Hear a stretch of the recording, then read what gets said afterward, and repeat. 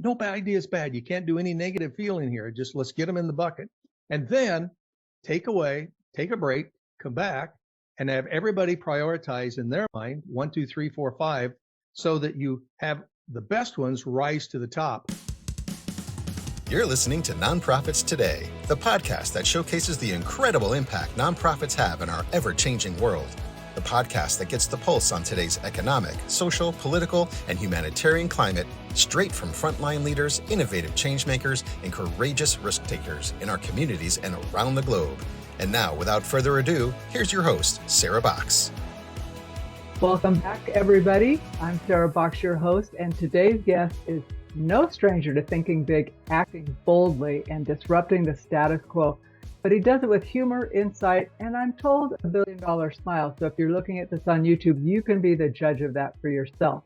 Our guest is Terry Rich. He is a visionary entrepreneur, a global keynote speaker, and the former CEO of the Iowa Lottery. I have questions about that. Lucky numbers, right? Yeah. Hey, we have it next door to, we don't have it here. We have gambling, but right next door, another state. Terry's career, though, spans cable television to corporate boardrooms, government agency to game shows. And yes, he's been on the Tonight Show with Johnny Carson, and he's given away over $1 billion legally. And we're going to talk about that. So I'm going to ask Terry to talk to us about how innovation can be fun, how failure is often the first step to success, and how organizations, including nonprofits, can use COT, creativity, opportunity, and teamwork, not to just get by, but to thrive. So with that, as a brief introduction, let's formally welcome Terry Rich to the podcast. Hey, Terry. So nice to be here. Let's have some fun. Let's have some fun. So I'm going to start with a quote that you said, success is like cocaine. What do you mean by that? And how can we balance the drive for success without becoming addicted to the chase? Well, I think that I found out that anytime you have success in your life, it really drives you. And everybody would love to start their own company. Everybody has a project they're trying to do.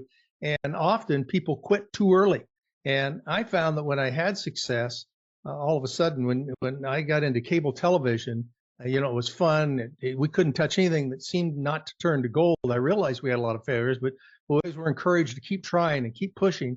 And when they cashed us out, when I was age 40, all of a sudden coming off the farm, I had all the money, I had all the fun, all the travel that I thought I'd ever have. What do you do there? And that's why I say that happiness really happens on the way to success.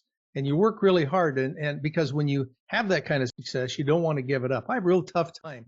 I wish I would have learned early in life how to relax, because once you've had that success, I say it's like cocaine. I've never done cocaine. You realize you just want it again, and you want to keep going after it. And balancing that with work-life attitudes is a real important thing to learn early in life.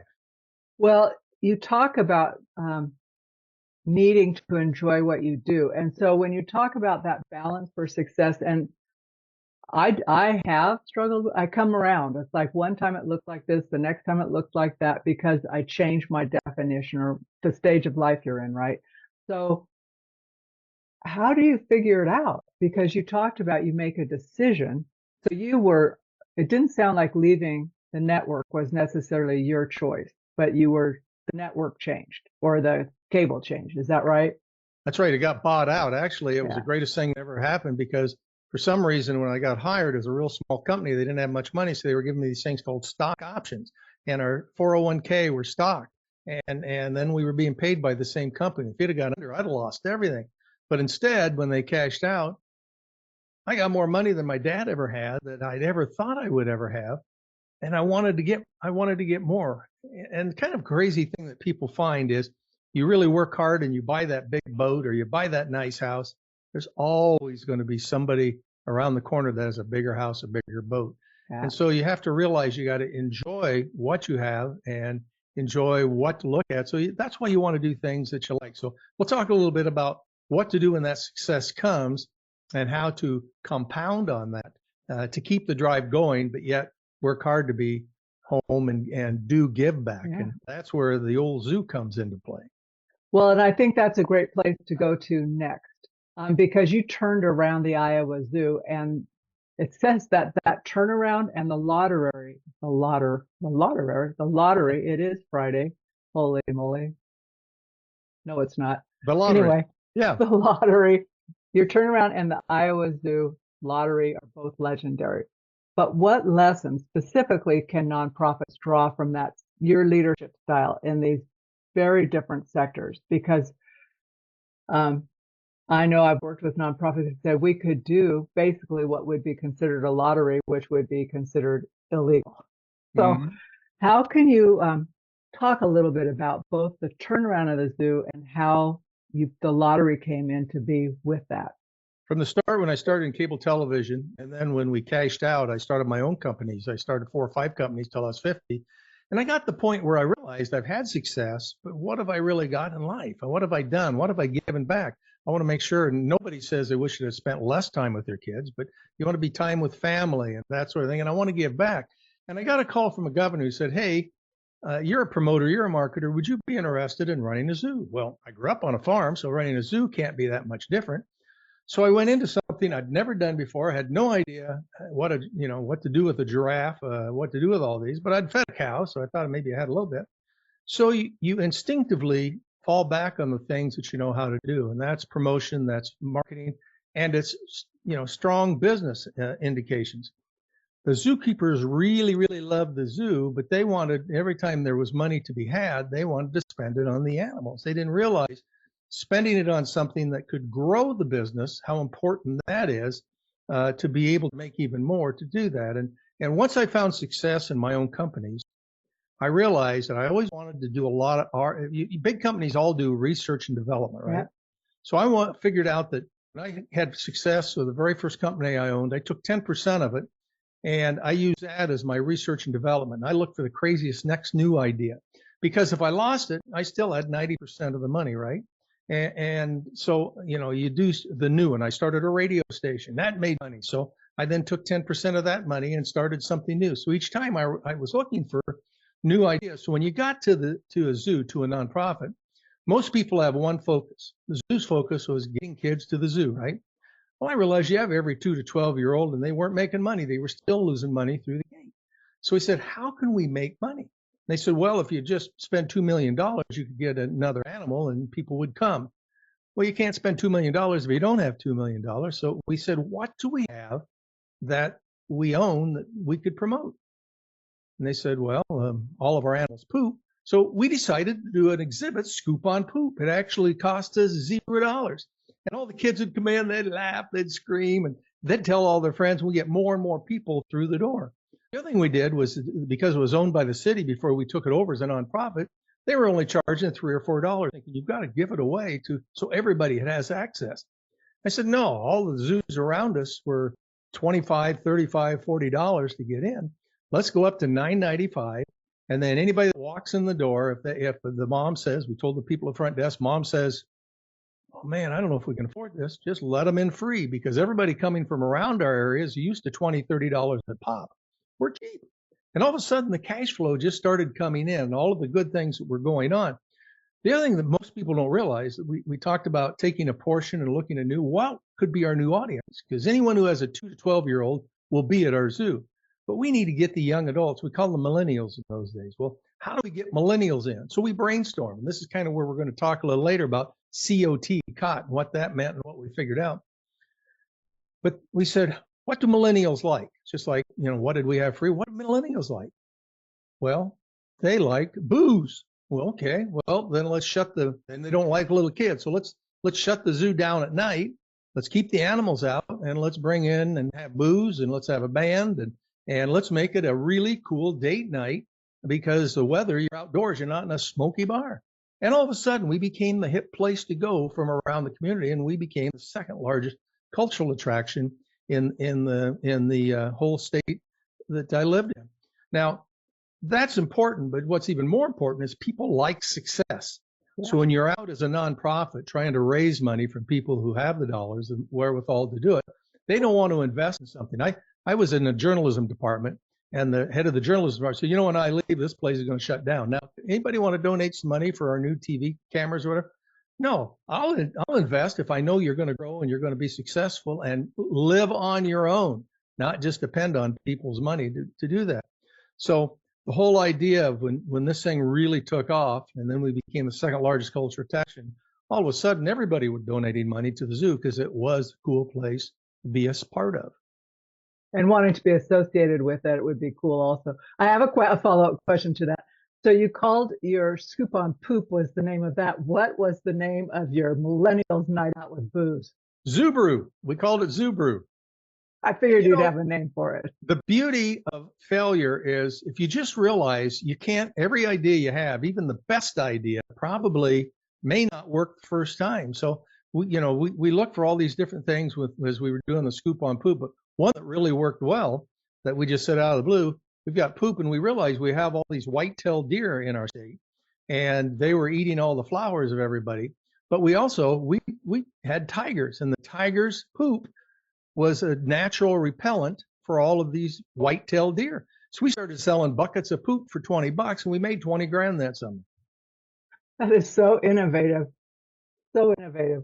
Because it's true, like they'll say, put this type of urine around your yard, these animals won't come across it and stuff. And you had a ready-made farm full of poop. Natural predators that the prey would avoid. So yeah, who wants to come into a lion, Yeah. Now, I got to tell you the one failure I had, though. So the zoo did really, really well. And it's important people understand failure is the first step to success. If you think about when we sent 3 astronauts to the moon, people are project managers. Big word is project managers in most organizations. So you set up the timetable, you get the budget, you get the people you need. You say, okay, let's do it. In 3 months, we're going to have success, right? Well, think about when they sent 3 men to the moon, they were off course over 90% of the time. So if they would have followed the project managers with one failure, it doesn't work, they would have said 10, 9, 8, 7, 6, 5, 4, 3, 2, 1, blast off. We'll see you in 3 months. But no, they course corrected over 90% of the time to make that successful. If you take that in, you think about when you try a new project or you try something new, you reevaluate, you get everybody around, and you find ways to adjust it. Too many people have the $1 million idea. They try it, they fail, and they say, I just can't do it. I don't have it in me. So, but when do you know that enough is enough? Because you talked early on about how, you could quit and you're just short of turning the corner on success, right? I just had this conversation last week with someone said, I just feel like it's time for me to stop, right, in what they were particularly doing. And I said, but then when do you really know that if you just did this one next thing, that might be and I don't have an answer to it. So I'm coming to you for the answer I should have Sarah, offered. I think you hit it on the nose when you said when you don't have the next step. It's important when you start a new company. I tell kids coming out of college, if you can, go work for someone that you know is really successful. McDonald's is a good example. I mean, look how long they've been in business. Look how they do their business. See how they market. See how they run their operation so that you learn. And then when you want to start your own company, you go to work for someone, you make more money, but at night and weekends, you start testing your ideas so that you don't spend anything. Cash flow is king. If you think you can go out with a month's worth of cash to start something, you're probably going to fail because you're going to stumble a few times. So you want to have enough cash to last 6 months to a year, no matter what you do. So you work for someone else, build up your funds, and then start working it. When you start getting your cash flow and you can see your cash flow is enough now to quit that first job, you're going to be much more successful. And I think that's an important trait people forget about, that they quit too darn early. And the other is surround yourself with good people. If you're starting a company, make sure you have an accountant, a lawyer, some salespeople who will just volunteer for fun. People like me that are retired, just like to give advice, so that you have experts, because most entrepreneurs are awful operational folks. So you want to have someone to kind of say, hey, have you thought about this? Have you thought about that?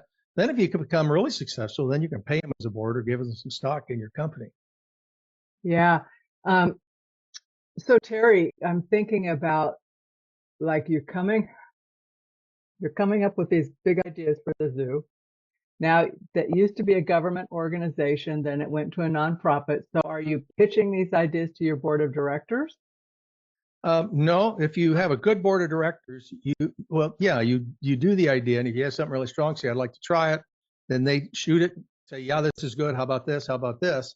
So when you're all done, you flushed it out a little bit, and then you use your team to really go out and execute. And you have to have the whole team on board. Yep. This is where we came back to your idea of COT, and I call it consider or throw away. You had a great saying for it too. But the idea that I found when I went to the lottery was, as government employees, I would walk in and say, hey, let's paint the wall yellow. Let's do this. Let's do that. Because I learned in my own company, I went out and had some wine in San Francisco. And you're going to find out we're bouncing all over the place. This is always tough for an interview. I like it. It works for me. So out in California, when you go in, I always thought that the wineries would just go out back, pick up their grapes that they grew, bring it in, and we'll win all the awards. No. The person that makes the wine goes all over the valley because there's different soil temperatures, different weather conditions that summer. And they pick, say, 100 grapes to find that one that's going to be the award winner. And what I like to do is do this consider or throw away idea that you tell people, we're going to get together, we're going to brainstorm, and you get that bushel basket and you spend 15 minutes to try to get 100 ideas. No idea is a bad idea. Every idea is a great idea. You put them all together because your lawyers and the accountants are always going to be like this as you're trying to come up with the ideas. You're saying no bad idea is bad. You can't do any negative feeling here. Just let's get them in the bucket, and then take a break, come back, and have everybody prioritize in their mind 1, 2, 3, 4, 5, so that you have the best ones rise to the top. Now you've had the majority of people really like these 2 or 3 ideas.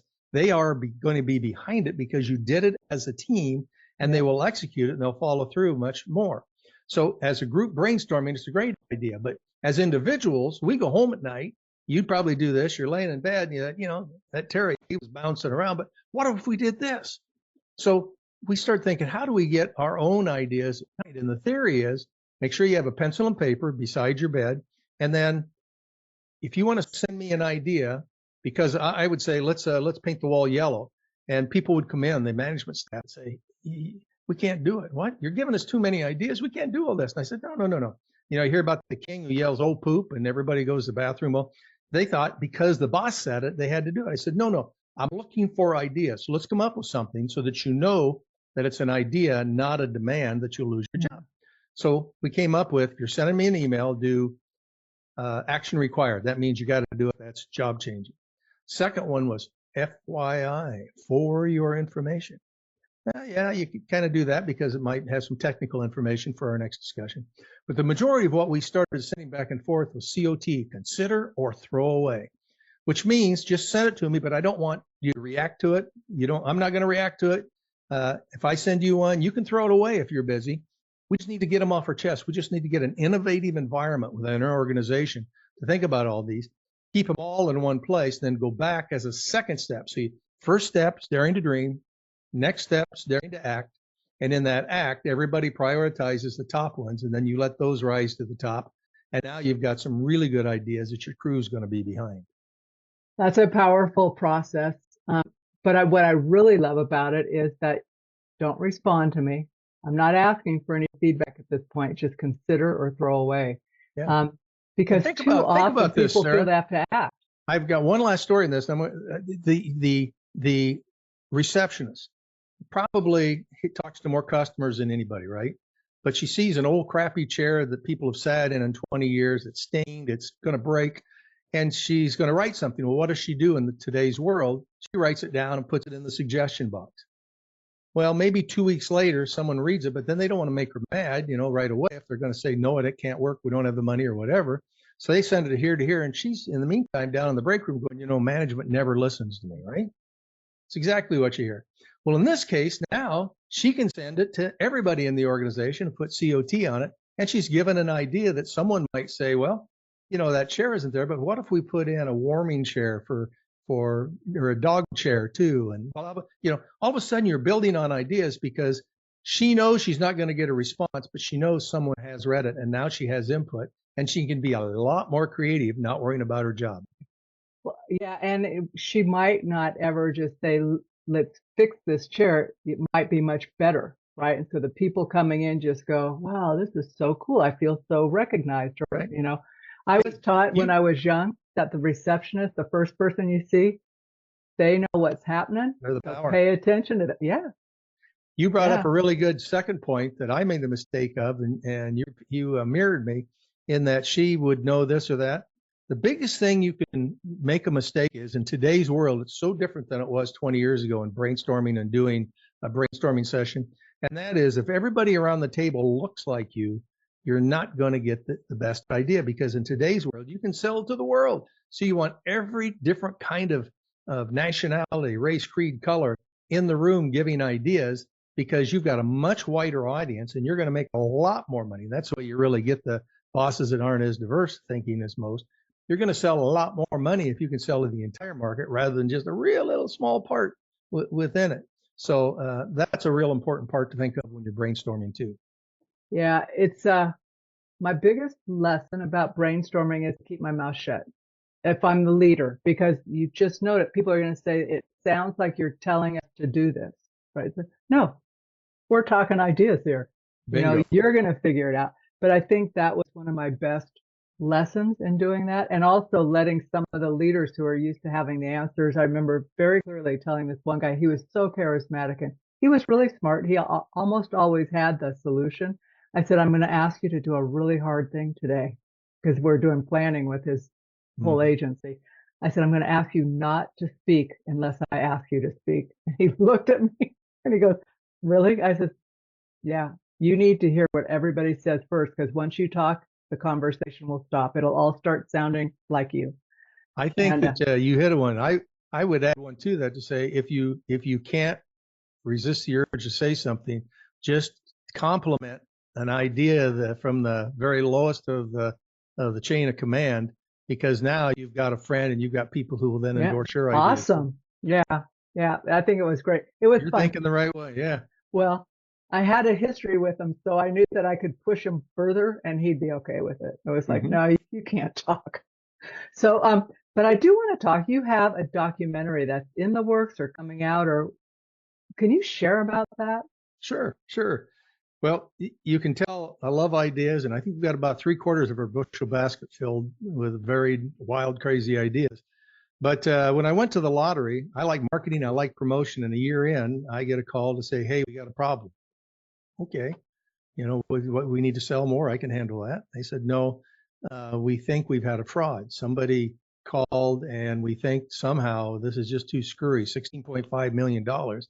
We haven't had a winner for 11 months. So they called and said, just send me the money. I'm going to send you the ticket. That doesn't sound quite right. What do we do? I was on a cruise ship.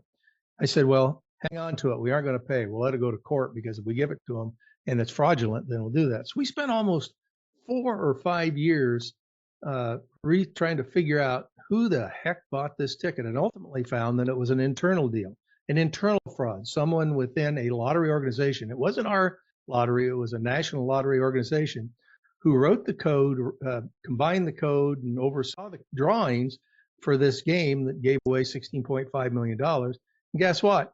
We ultimately figured out he bought the ticket, then gave it to a friend, and we looked back and we found, almost 5 or 6 from all over the United States that he'd given to friends and people to cash for him. He just got greedy on this one. And here's the thing that I learned. If you're running a business, you're running a nonprofit organization. Nonprofits are notorious because the National Association of Fraud Examiners, there's a three pyramid with 3 sides.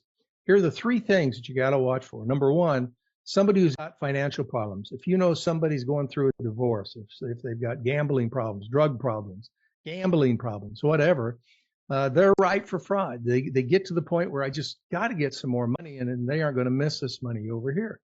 But there are 2 other things they have to have before they actually can pull the trigger. The second one is opportunity. So an accountant in a small school district or church that writes the purchase orders and writes the checks, you're pretty ripe for fraud if they have a demand for money and they have the opportunity. But the third one is the toughest part as a supervisor to figure out, and that is rationale. The fraud we had, and as I researched this, most of the people, when they finally got caught, and they will be caught because they start small and get bigger and bigger and just get too darn greedy. But at the end, they'll always say, well, Sue over here is making more money than I am, and I'm working harder. I deserved that money. And so having the financial need and, oh my gosh, I've got to get some more money. They have the opportunity, and many of us as leaders have those opportunities. And then finally, the rationale of I deserve it usually would cause fraud. So we busted this, three of them. And there's one question, or a couple questions I learned that will help you in investigating fraud and learning what happens when somebody steals from you. One is when they come in and say, do you want to be the defendant or do you want to be the witness? Most everybody will say witness.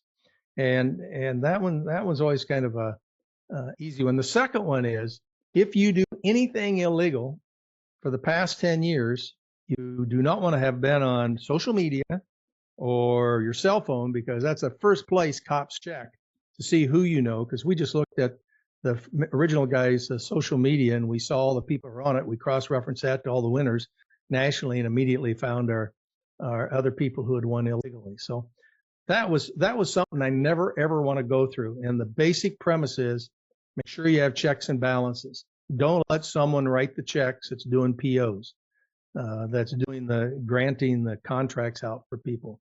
You want to have separations of duties, and that's a good lesson learned. That's a hard lesson learned too. So I want to shift to be a little less lighthearted, because this is a question that has been coming up in my interviews, also in just side discussions. I've watched back and forth things going on, and there are nonprofits who rely heavily on grants, and now they don't know if they're getting their grants. There's hints they might not, but because everything's kind of in flux, even their most reliable funders are in that, well, we have to wait and see mode, right?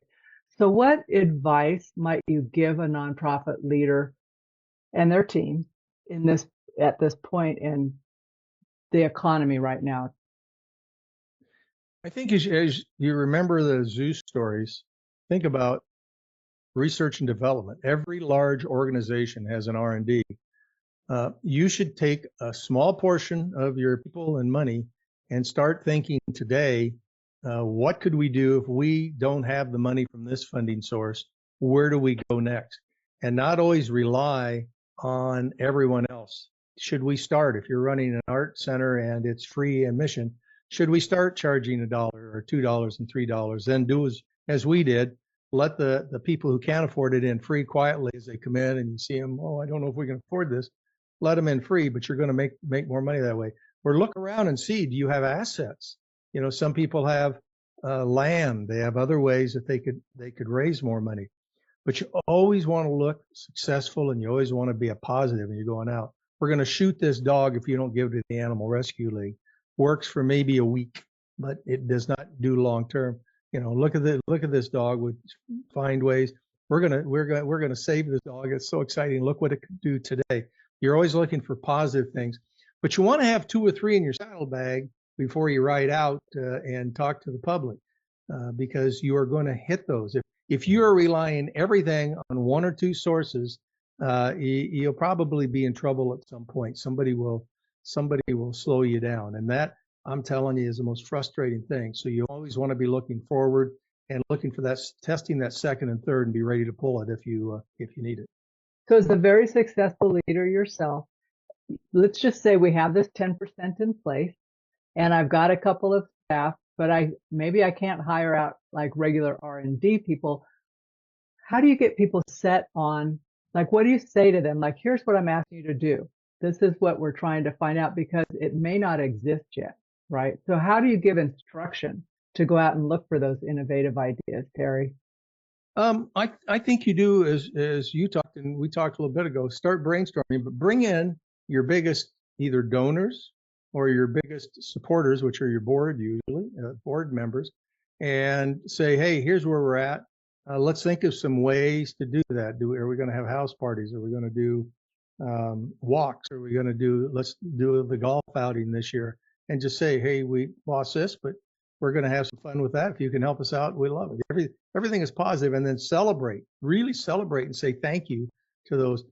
I remember when I first walked in, there were 2 big donors that had never been thanked for their big donation when the city ran it, because, you know, and then they felt like I'm just giving it back to the city, you know, and they didn't even care. I'm paying my taxes anyway. So you got to make sure you're appreciated to those that give money. But you're really in the two things I found in a nonprofit that really make it so much easier is if you don't have to go out and beg for money every year, which means you get people through the door and there are things that they want to pay money for, galas, special guests, lectures, that sort of thing. And you bring them in to have it. And the second is when you are doing well, start an endowment and get that endowment started early so that people who have wills 3 years from now, 10 years from now, put in their will any kind of amounts for you to have an endowment. Why do you want an endowment? Because then you get 10% or 5%, 5% is typical, of all of that money for the rest of your life. So when COVID hit the zoo, we had a $16 million endowment when it was almost zero when I walked in. So we knew we could survive no matter what when others were begging and scrunching for money. So yeah. Just like people like success in business and families and personal lives, people like nonprofits that are successful and will give to those because they know that that's a benefit that they know will be around for a long time. Terry, you have given so much wisdom today. Did we get our bucket full? No, not quite. I have one more question for you. Okay. Hey, I want to give you $1 million idea that anybody can take and then put into their nonprofit when we're done. So don't forget to mention that to you. Okay, go ahead. Go ahead. Give us the $1 million idea. That might be at the end here. At the end. Yeah. Okay. So I would like to ask you to think back to all the different things you've done and try and pick one. I'm sure you have many, but one of the most surprising lessons you've learned during that time, like that you never expected to learn, that has kind of been a thread throughout your entire life. I think I learned it early from my dad. He went through the Depression and he wouldn't buy anything unless he could pay cash for it. So cash flow is king, no doubt about that. The second, which I never really learned, is how to relax. I wish I had to learn more about that. A guy named, he's on Shark Tank. I did an event with him a few weeks ago, and he was writing some things down before the show. And I said, what are you doing? He says, well, I'm writing down 5 things. I do it at night, and then I also revise it in the morning. I said, you have that many $1 million ideas coming at you? He said, no. He says, I'm writing down the 5 things I'm going to start to do tomorrow morning for me, which things like I'm going to have bacon. I haven't had bacon for a long time. I'm trying to lose weight, or I'm going to make my bed today because then I've accomplished something. So he accomplishes something, puts his mind in the right moods. When he steps out to help other people, he's in a great mood because he's done something for himself first. Now, that's not selfish. That's just motivation to keep you going. Terry, I have to tell you what, that is great. Now, tell me your $1 million idea. Okay, so I helped with the lottery, and so we merged Powerball and Mega Millions during the recession of 2008. And they asked me to think of an idea to help promote Mega Millions. And so, we kind of did some brainstorming, but again, back to consider a throwaway. I told them, let's all, send in ideas as we think about it, because you usually think about it in the shower or while you're sleeping at night, and you can't sleep at night. I looked up driving home and I saw the moon, and it was a crescent moon. You know what I mean? It's kind of a thumbnail. Oh my God, let's get a laser or a spotlight. Let's own the moon for a billboard. And so I started calling around to astrophysicists, say, hey, how do we do this? And they said, well, you can't go through the atmosphere. It'll all break up. So you got to send the signal a little further out and make sure it's good and bright. So I got to get a hold of Elon Musk. I think we could probably do that and own the moon put the jackpot up, or we can put Sarah's name up, on the moon. So did you do it? Well, until I can get Elon or somebody who owns a satellite outside the atmosphere, I'm still trying to break through that barrier. Well, he's a little busy right now. You might have to hang on. Okay. Can I give you one more? Do you have time for one more? I have time for one more. Okay.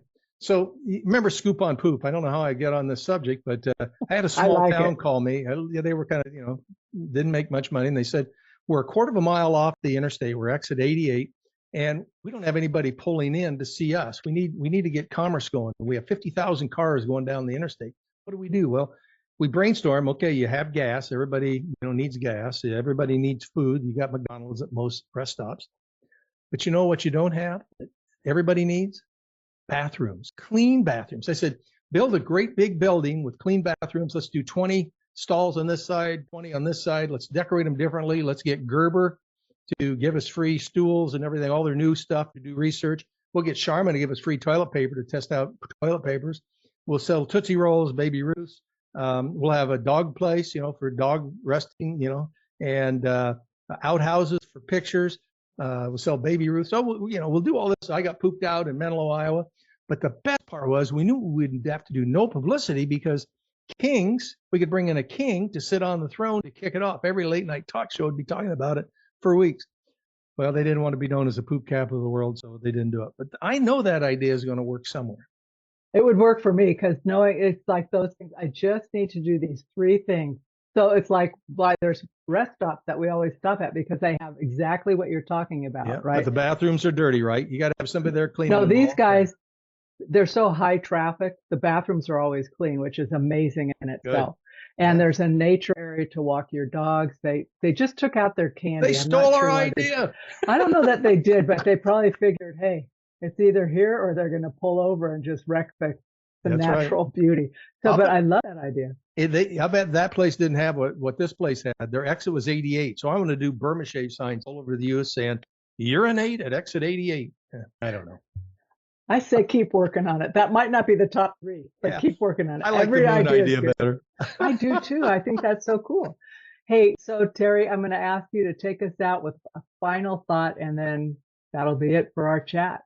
After all is said and done, a lot is said and a little is done. I think you need to act. So after leaving us today, you have a few ideas that you may have thought of. So dare to dream, put them all in the bushel basket. But remember, dare to act. If you don't act, you cannot make a lot of money and, more importantly, help a lot of people. Thanks so much. And hey, listeners, come back next week because we're going to have another great episode. You've been listening to Nonprofits Today with best-selling author, change agent, and strategic nonprofit coach, Sarah Box. You can grab the show notes and find out how to work with Sarah and the Sandbox team at sarahbox.com. We'd love this podcast to reach as many people as possible, so be sure to rate, review, and share this podcast with someone you think would get value from this conversation. And be sure to tune in and power up with future episodes of Nonprofits Today.